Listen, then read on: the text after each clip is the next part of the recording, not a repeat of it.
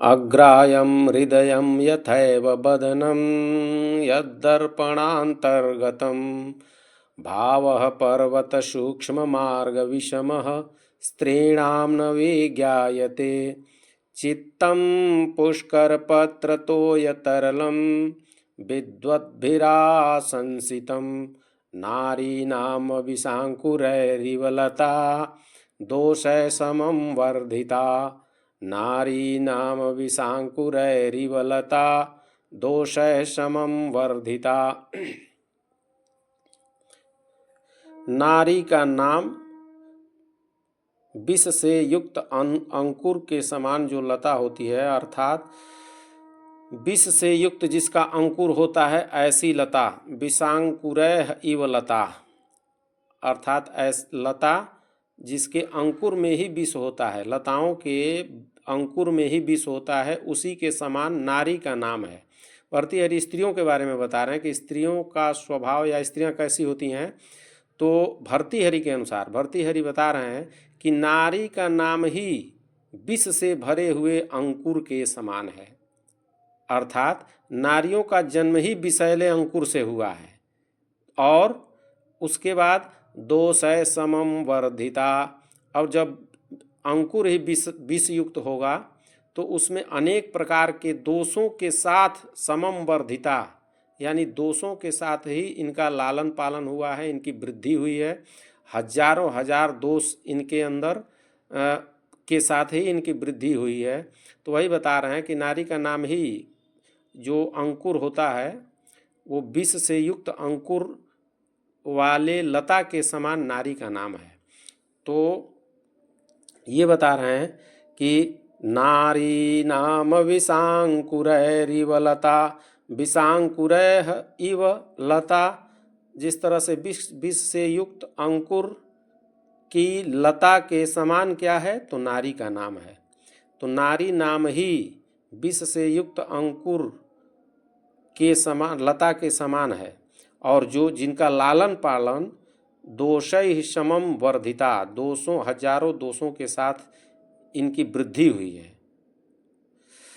यहाँ सहसाकम समम सार्धम के योग में यहाँ दोषय हमें तृतीया हुई है। दोषय अनेक प्रकार दोषों के द्वारा ही इनका लालन पालन हुआ है, इनकी वृद्धि हुई है। और नारी का नाम ही विष से युक्त अंकुर के समान है, जैसे लता होती है। अब ऊपर की 3 लाइनों में बस उनको यही बताना था कि नारी का नाम ही विष युक्त अंकुर के समान है। और इसी को ऊपर उदाहरण के माध्यम से भर्तृहरि बता रहे हैं कि अग्रायम हृदयम यथैव बदनम यद्दर्पणांतर्गतम।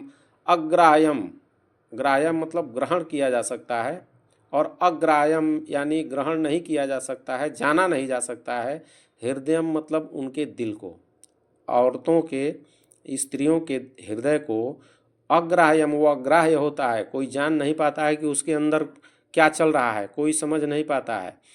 वो अंदर से कुछ और सोचती रहेंगी और बाहर से कुछ और होंगी, अर्थात कोई भी व्यक्ति उनके अंदर हृदय को जान नहीं पाता है। ये भर्तृहरि बता रहे हैं कि यथैव बदनम यद्दर्पणांतर्गतम, यथा एव मतलब जिस प्रकार, जैसे, बदनम अर्थात मुख, बदनम अर्थात मुख, यद माने जो, दर्पण माने शीशा, अंतर्गतम शीशा के अंतर्गत जैसे मुख दिखाई देता है। अर्थात भर्तृहरि बता रहे हैं कि अगर यदि हम अपना मुख शीशा के अंदर देखें तो दिखाई तो देगा कि मेरा ही मुख है, अर्थात हम शीशे के अंदर हैं, यही दिखाई देगा। लेकिन मुख जो होता है वो शीशा के अंदर होता नहीं है। अर्थात आप समझेंगे कि शीशा के अंदर आपका मुख है, यानी आप ही का मुख है उस शीशा के अंदर, लेकिन अगर आप छूना चाहें तो उस मुख को छू नहीं पाएंगे। अर्थात आप समझ रहे हैं कि आपका मुख शीशा के अंदर है, लेकिन वो वास्तव में शीशा के अंदर आपका मुख होता नहीं है। शीशा के अंदर मुख नहीं होता है, केवल आपका ऊपर से चेहरा ही दिखाई देता है, मुख दिखाई देता है। उसी तरह से स्त्रियों का हृदय होता है। स्त्रियों का हृदय अग्राह्य होता है। अग्राह्य का मतलब उसको ग्रहण नहीं किया जा सकता है, कोई जान नहीं पाता है कि उसके हृदय में क्या है, कोई समझ नहीं पाया है आज तक कि स्त्रियों के हृदय में क्या चल रहा है, कोई बता नहीं पाएगा। तो वही भर्तृहरि बता रहे हैं कि अग्राह्यम हृदयम, अर्थात स्त्रियों का हृदय, स्त्रियों का हृदय जो होता है वो अग्राह्य होता है, उसको समझ नहीं पाता है कोई। यथैव बदनम यद दर्पणांतर्गतम, जिस प्रकार से आप शीशे के अंदर अपना मुख देखते हैं, बदनम मतलब मुख, यद मने जो, दर्पणात मतलब शीशे के, और अंतर्गतम मने अंदर, अर्थात शीशे के अंदर।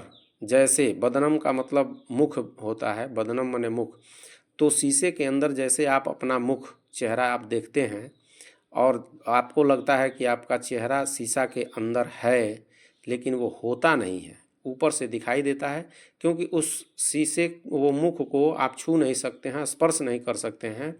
तो वो शीशा के अंदर मुख कैसे होगा? शीशा के अंदर बस आपकी छाया ही रहती है, आप समझते हैं कि मुख है, लेकिन वो मुख है नहीं, शीशा के अंदर होता ही नहीं है मुख, वो तो केवल दर्पण मात्र है।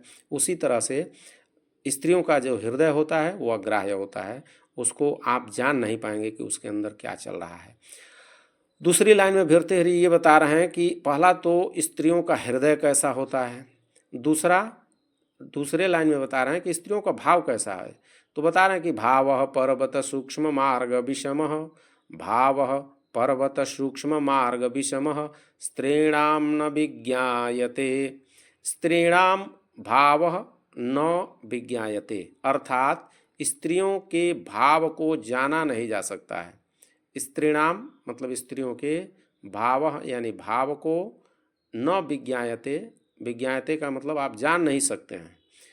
और यहाँ पर एक भाव का विशेषण दे दिए हैं कि पर्वत सूक्ष्म मार्ग विषम भाव स्त्रीणाम न विज्ञायते, अर्थात पर्वत का मतलब पर्वत, सूक्ष्म माने छोटा पतला, और मार्ग माने रास्ता, और विषम मतलब जो बहुत कठिन है, अर्थात पर्वत में जो रास्ता, पतला रास्ता जो होता है वो बहुत कठिन रास्ता होता है, वो कहाँ चला जाएगा कोई जानता नहीं है, कहाँ लेके चला जाएगा, तो वो बहुत कठिन होता है। पर्वत पहाड़ पर जो पतला पतला रास्ता होता है वो बहुत कठिन होता है, विषम होता है।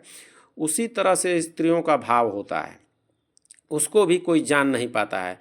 जैसे पर्वत में जो पतला रास्ता होता है उसको कोई नहीं जान पाता है कि वो रास्ता कहाँ लेकर जाएगा, कहाँ जाएगा, कहाँ आदमी पहुँच जाएगा, जाना कहीं और है, चला जाएगा कहीं और। उसी तरह से स्त्रियों का भाव भी होता है। स्त्रियों का भाव ऐसा होता है कि वो कहेंगी कुछ और, करेंगी कुछ और, वो कहाँ लेके चले जाएंगी वो आप नहीं जान सकते, न विज्ञायते। वही बता रहे हैं भर्तृहरि, स्त्रीणाम भाव, स्त्रीणाम पर्वत सूक्ष्म मार्ग विषम भाव न विज्ञायते, अर्थात स्त्रियों के जो पर्वत के समान पतला और सूक्ष्म कठिन मार्ग भाव है उसको कोई जान नहीं सकता है।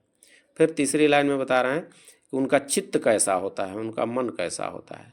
तो चित्तम पुष्कर पत्र तोय तरलम विद्वद्भिराशंसितम, अर्थात यहाँ देखिए विद्वद्भिराशंसितम, विद्वद्भि, ये तृतीया का बहुवचन है, विद्वद्भि आशंसितम, विद्वानों के द्वारा, आशंसितम मतलब कहा गया है, बोला गया है, ऐसा भर्तृहरि बता रहे हैं। भर्तृहरि डायरेक्ट अपने ऊपर कुछ नहीं लेना चाहते हैं स्त्रियों के बारे में बोल करके।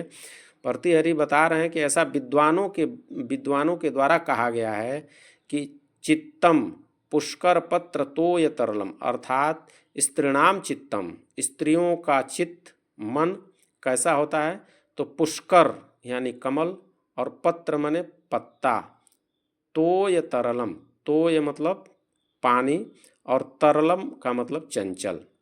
तो जो कमल के पत्ते में जो पानी होता है उसी के समान चंचल इसका मन होता है।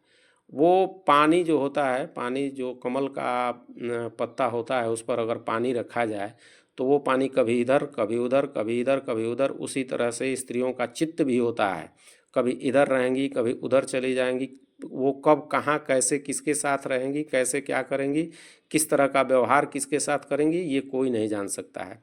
इसलिए चित्तम पुष्कर पत्र तोय तरलम विद्वद्भि आशंसितम, विद्वानों के द्वारा ऐसा कहा गया है कि स्त्रीणाम चित्तम पुष्कर पत्र तोय तरलम, कमल के पत्ते पर रखे हुए जल के समान चंचल चित्त वाले स्त्रियों का मन कोई नहीं जान सकता है। इसीलिए भर्तृहरि नीचे वाले लास्ट लाइन में कंक्लूजन में ये बता रहे हैं कि नारी नाम विशांकुरैरिवलता दोषै समं वर्धिता। नारी नाम विशांकुरैरिवलता दोषै समं वर्धिता। नारी का नाम विष से युक्त अंकुरों के द्वारा जो लता होती है उन लताओं के समान नारी का नाम ही है। अर्थात नारियों का जन्म ही विष वाले अंकुर से हुआ है और उनकी वृद्धि हजारों प्रकार के दोषों के द्वारा उनकी वृद्धि हुई है। तो ये भर्तृहरि स्त्रियों के बारे में बता रहे हैं। उनकी सोच यही है कि स्त्रियों का जो हजारों दोष होते हैं और तो इस आप लोग भी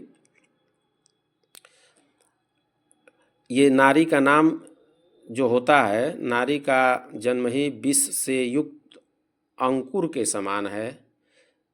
तो यही भर्तृहरि बता रहे हैं इस श्लोक के माध्यम से। मित्रों, ये हो गया आज का वीडियो। तब तक के लिए नमः संस्कृताय।